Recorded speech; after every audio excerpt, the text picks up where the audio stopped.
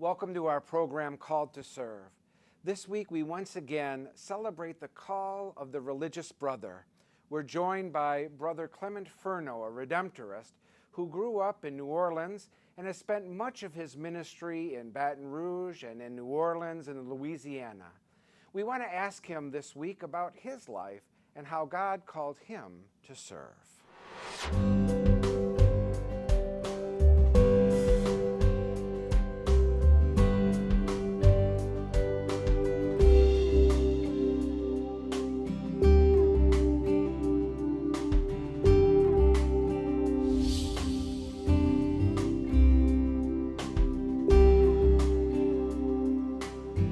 Welcome to our show Called to Serve.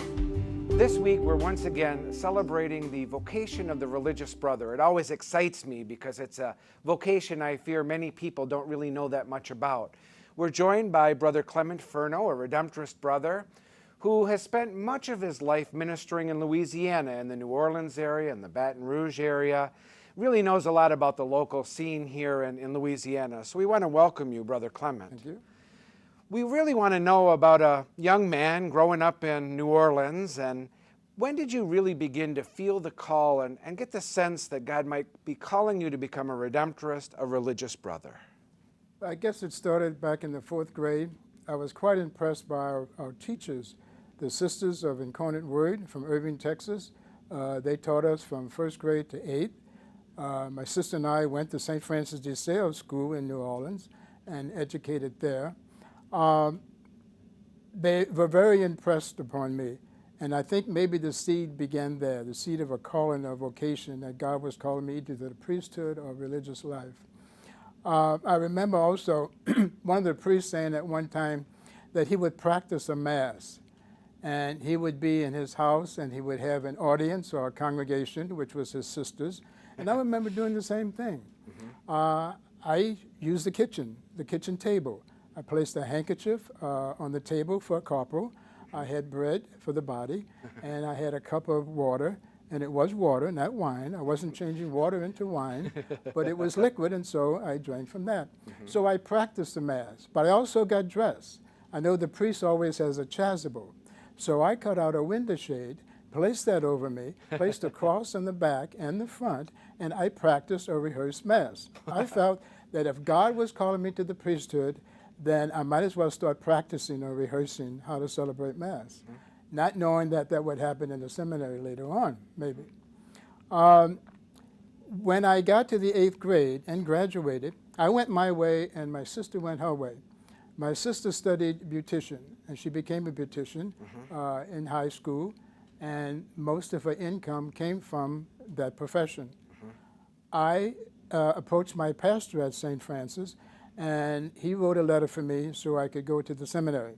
The seminary at the time, some years back, as a young man, and we're talking about 8th grade, so I was about 13 or 14 years old, I went to St. Ben's in Covington, across the lake from New Orleans. And it was very influenced by the Benedictines there. I loved liturgy. I loved their liturgy. They did it well then. They still do it well today. And also, I didn't spend a lot of time in the seminary. It wasn't God's calling for me for the priesthood. I was there in September, and from September to December.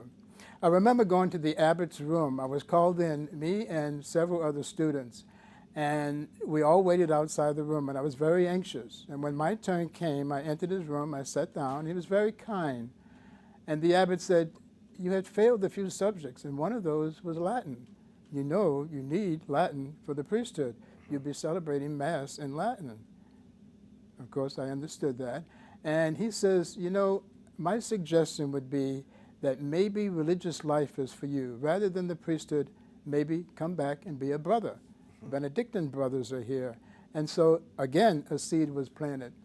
And I didn't know then, at the time, although I thought God was calling me to the priesthood, it really was the brotherhood.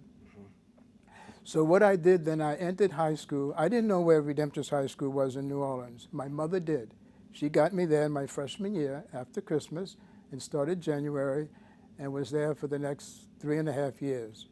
Graduated from Redemptorist, and all through that time, again, taught by the Notre Dame sisters and the Mercy nuns, who were very influential.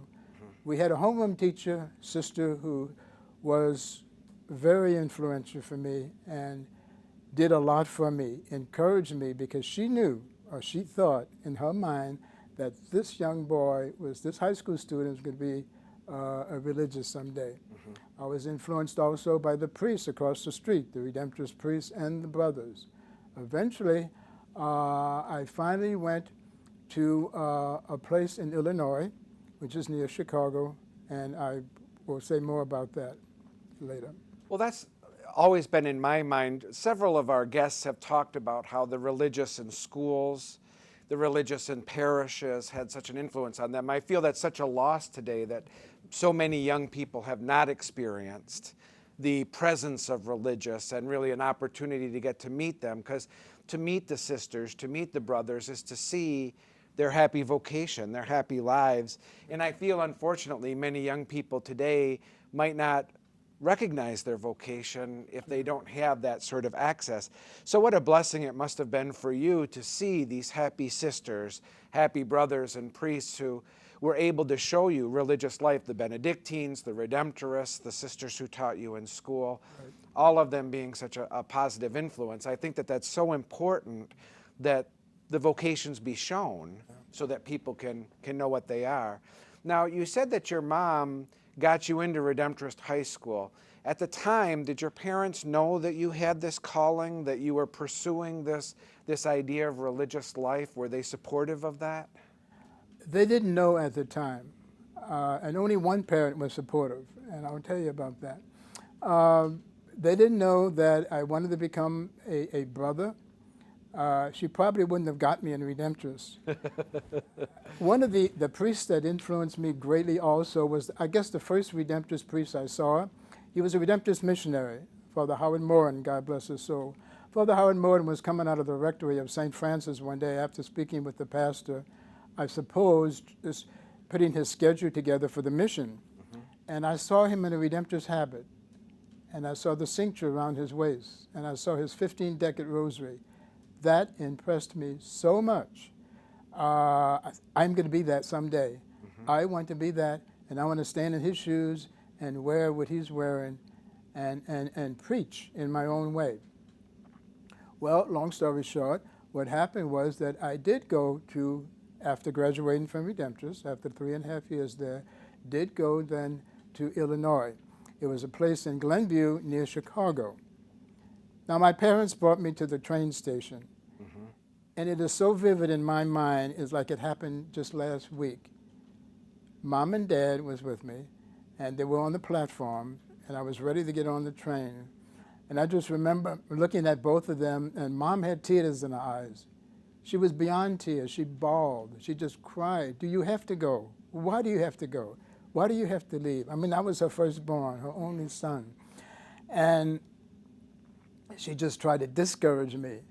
And yet there was a pull, God pulling me, religious life is where you're going to be, and you have to start right here. My dad looked at her crying, and he said, and I will never forget what he said. He says, he turned to her and says, we made our vocation, and we chose what we wanted to do. Let him choose his. And that was so impressive. I just, I wanted to hug my dad then, because I never forgot what he said in almost those exact words. Got on a train, went to Glenview, and then spent the next year or so as a candidate brother. And then after those years, then it was time for me to enter the novitiate, which was a year then. And then it was different for the priests and the brothers. The priests would go in the novitiate maybe 4 years later. The brothers went 3 years later, and there was a second novitiate for the brothers. The first year was 1 year, and the second time was 6 months. At the end of those 6 months, then I received my vows of poverty, chastity, and obedience. And during those years in temporary vows, I was in some parishes in the Midwest, and I was in one of the institutions which was a major seminary. And in that time, we only had to stay a year. The brothers were actually spending some time in a parish and sometime in an institution, one of our seminarians or retreat houses. I was in a major seminary in Oconomowoc, Wisconsin. And then I went to Detroit, Michigan, in temporary vows yet. And then after receiving final vows, then they sent me down south to then the vice province of New Orleans. It is now the Denver province, but it was then a vice province. And those years were spent, I want to say, at the minor seminary there. Holy Redeemer College was for 6 years, 6 happy years. And in those times, in those years, for the last 50 years, I just enjoyed being in the parishes of the Redemptors and being in retreat houses of the Redemptors and in the seminaries of the Redemptors. Well, that's wonderful. I see we're almost at the halfway mark, but one of the things I do really want to highlight is I know that for a lot of young people today, where maybe years ago, generations ago, parents might have pressured children into religious life, I know a lot of young people today experience what you experience, sort of mixed feelings from parents, that there's some discouragement of religious vocations or talk about religious life, and some, of course, being very supportive as well, like you certainly mentioned your father being. And I think it's important for them to hear your story because it can give them hope for the fact that, you know, sometimes what God calls us to do doesn't always make our parents happy. Sure. They might have their own dreams for us, and what God has for us is something completely different. But the strength that He gave you to continue to pursue that pulling you talked about, I think that's important for young people to hear because the Holy Spirit has for us this wonderful plan, and at times it can make us at odds Sure. with other people who have other plans for us. One of our priests talked about his father and how his father had some difficulties with his vocation, and at times that can be a great struggle, especially for young people today whose parents might not even understand the call to religious life, to be a sister or a brother, and these sorts of vocations. We're going to take our a little break here while we give you a few minutes, and then we'll be back with Brother Clement and hear how he was called to serve.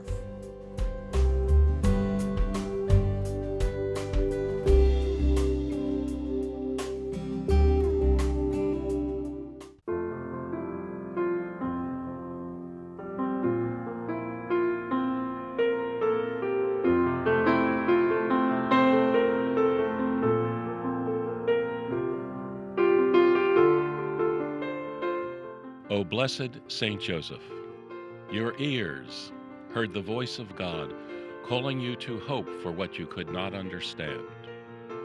Your eyes measured the plan of God revealed day by day in your life story, and you trusted in divine providence. Your hands worked in wood and fashioned new creation in the image of the one who first created. Your feet walked the path of righteousness and humility, a journeyman who became a servant of God. Your mind sought to protect the Holy Family from the dangers of doubt and persecution as you led them into the future.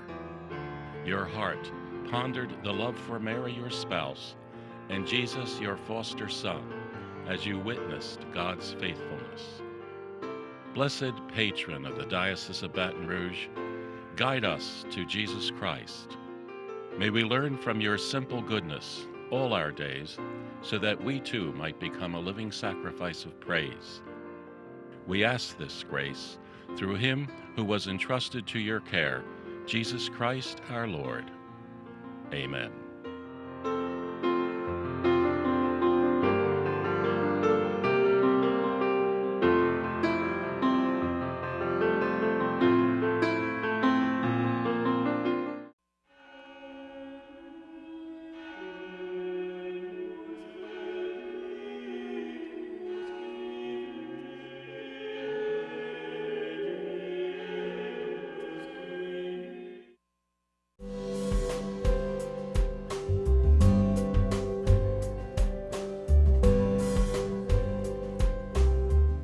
Welcome back to Called to Serve. We're here with Redemptorist Brother Clement Furno, who lives here in Baton Rouge and who ministers here. But he's telling us his story of how God brought him through many different places in his discernment and in his call to the religious life. Now, when you were telling us about your childhood, you said that you kind of toyed with the idea of the priesthood and the idea that you might be called to that. In your formation, they began to tell you what it meant to be a religious brother, what that calling entailed. What was it in that description, when they were telling you this is what it means to be a religious brother, that made you say, yes, this is what I'm called to do? Was there anything in their description of what a redemptress brother is that got you excited about that life? Well, I think the one thing that they impressed the most was you have come to serve. And as a brother, you serve your community, and you live in community. You know, you may be with 2 other men, you may be with as many as 8, 10, 12 other men. It all depends how large the redemptor's community would be, as most religious communities are for priests, brothers, and sisters. And so that was paramount, I guess. Prayer was also important, not to say that it's the second thing, but it was also just as important, okay? So they instilled in our mind, in the young minds, that yes, if you're going to be a religious, then you have to be selfless. Although they may have not used that word, you knew and you felt, or I felt, that yeah, you can't be selfish. That it isn't just you're working for your salvation, but you're working for others as well, those you live with, and especially those outside your community who are the people of God that you work for. Well, when you're in your formation, they're instructing you about this religious life, what it might mean to be a brother, what some of the sacrifices that you'll have to make. You go through a novitiate, you go through a second novitiate. When would you say in this process did you really begin to understand this is what I'm supposed to do for the rest of my life?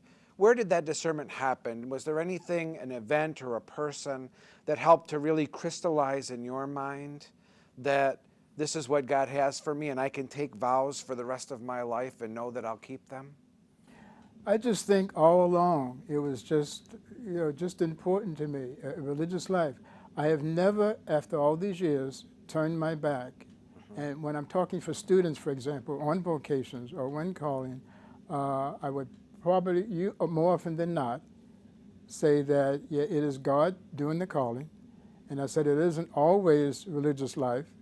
There's a married state, there's a single state, and there's religious life. And God is calling each one of us to one of those things. And if you marry and God really wants you to become a priest or religious, you're not going to be a happy married person. If you become a priest and God's intent or plan for you is the married life, you're not going to be a happy priest or religious. So the importance of that discernment and asking the question, what does God want? And not just the question, what do I want? Most certainly, yes. When many people on our program share their vocation stories, they talk about some of the obstacles. You know, it's not like you walk into formation and say, wow, this is all really easy. This is this is going to be, life on easy street. There's sacrifices that have to be made. There's difficulties. There's times when there may be doubts, or there's times when there may be different trials or difficulties. What were some of the obstacles that maybe stood in your way that you had to overcome along the way to help you to say yes to God when you took your vows? Well, I was in temporary vows at the time, and I was stationed in Wisconsin at our major seminary. I was there for a couple of years. And one of the things that the director told us, the director of Brothers, told us that on Sunday, when everybody else was attending one Mass and saying visits to the Blessed Sacrament once, and making the Stations of the Cross once, and doing spiritual reading for half an hour, that the brothers had to double that. In other words, we had to attend 2 Masses on Sunday. We had to make 2 visits to the Blessed Sacrament. We had to recite 2 rosaries and make Stations of the Cross twice. That was a little burden. But I got to say, although I call it a burden, I remember years later, that's probably what kept me going and kept me running and kept me to God's call and His plan and design for me, as He has for all of us. Now, one of the interesting things that you touched on is because brothers live in a community setting, Obviously, there's a diocesan priesthood, but in religious life, both priests and brothers live in a community setting. Have you found community life to also contain some of the struggles, difficulties, obstacles? There are struggles in community life simply because you don't choose the men you live with. Married couples choose each other. And although sometimes they're happy or maybe unhappy, it all depends on the wrong choice they make, you choose no one in community. You are set in a particular community because you follow the dictates of your superior, and that's where you're going to be, whether it's a parish, a retreat house, or a center of some kind. So you're there for a while, and you could be there for a year, 5 years, 8 years, or 17 years, like I've been at St. Jared in Baton Rouge. Not always happy years in religious life, no, because no married state, no single state is always happy. There are struggles, and there are days of anxiety and days of pain and days you're asking God's questions, why me? And it's no different in religious life. The rest of us, we're part of humanity, and I think the sooner we can believe that and understand that, I think we're part of the whole picture. Because religious life, particularly with the brothers, is a vocation that a lot of people know very little about, I want to ask you a little bit, as a religious brother, what's some of the type of work that God has called you to do? Because you mentioned a variety of types of communities that you've lived in, parishes, retreat houses, formation houses. What are some of the duties that, if God is calling you to be a brother, you might expect in your future in that vocation? Well, part of the service, again, is mentioned earlier. Back in Wisconsin, when I was in the major seminary, what I probably did was the refectorian.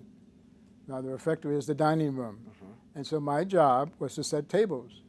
And although I wasn't never alone, there were others to help. There was something like 10 or 12 tables with 10 or 12 people sitting at each table. In those days, there were lots of vocations and lots of students in the seminary. And so we worked in the dining room or the refectory. That was one job. When I was sent to New Orleans, I did a variety of work. I remember being there and working in the office. So although I wasn't the office brother, there was an office brother. On his day off, I would take the office totally alone. I remember even working in the kitchen at one time. I wasn't the regular cook. There was an older brother who was cook. His day off, I stepped in and I did the cooking. One of the things I really enjoyed, although I don't like cooking per se, I remember he taught me how to bake bread. And that was a delight for me because I really enjoyed doing that. You know, the simple bread rising, just to see that and to serve that on the table for the priests and the other brothers, that was a joy. That was a joy. So in my experience so far in talking with some of the brothers who we've had on our program, to a certain extent, a brother is almost a jack of all trades, because where a priest has certain sacramental duties that are going to be common for all priests in general, brothers, it seems like, might be teachers, catechists, sacristans. They might be doing manual labor. They might be doing basically whatever the community or the ministry needs. And there almost has to be a greater flexibility, a greater latitude for brothers because of the many different areas that they might end up working in. Yeah. And not only what the community needs, but also using the talents of the brother. Not all brothers, and not any brother is really a jack of all trades. I don't know of all the brothers I've been with and lived with knows everything about everything. But they know a little about something, or they know a lot about one thing. And so they do that. They use their talents, and they serve the community that way. And so I have done the same thing. I found myself in the classrooms a lot, elementary school and also high school. And I enjoyed that. I enjoyed teaching doing religion. And so I've worked at Redemptorist Elementary School and also have taught at Redemptorist High School. And I enjoy working with those students. It is a pleasure and it is a joy just to share my faith. And I have to say this, that one time I was teaching some years back at one of the schools, and one of the students said, and it's not the first time I heard this, I was sharing my faith.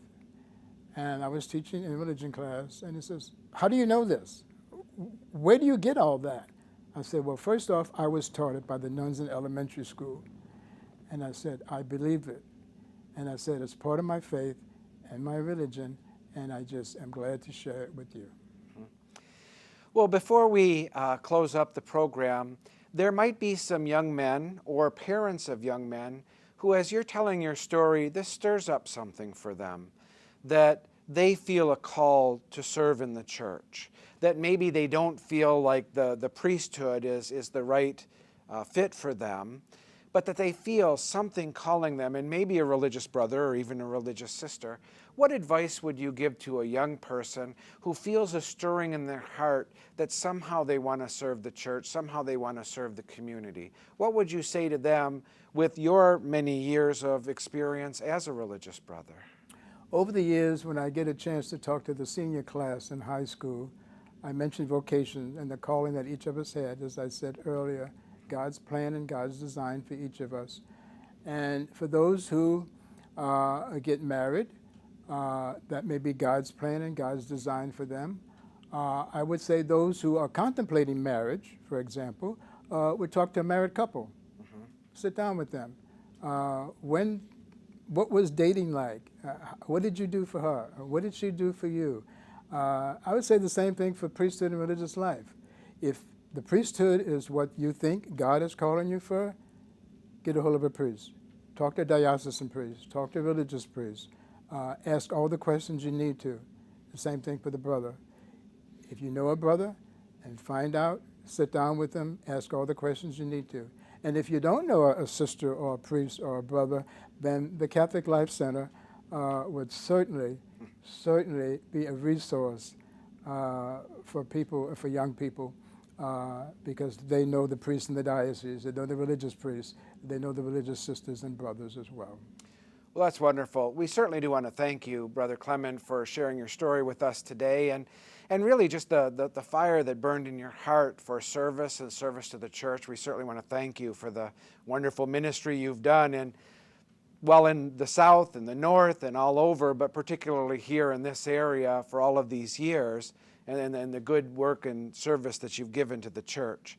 We want to remind all of our viewers that we always ask for your prayers. We ask you to pray for those who are ministering in the diocese. We ask you to pray for the bishop. We, of course, ask you to pray for vocations. Young people today have so many choices, so many struggles. It's difficult for them to say yes to God, that it's not always easy for them to recognize their vocation.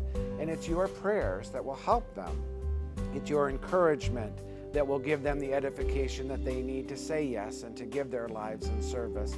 So we ask for your continued prayers for them, and that you might continue to call out to God, asking Him to bless the church with young priests, brothers, deacons, with young sisters, and with all those who are called to serve.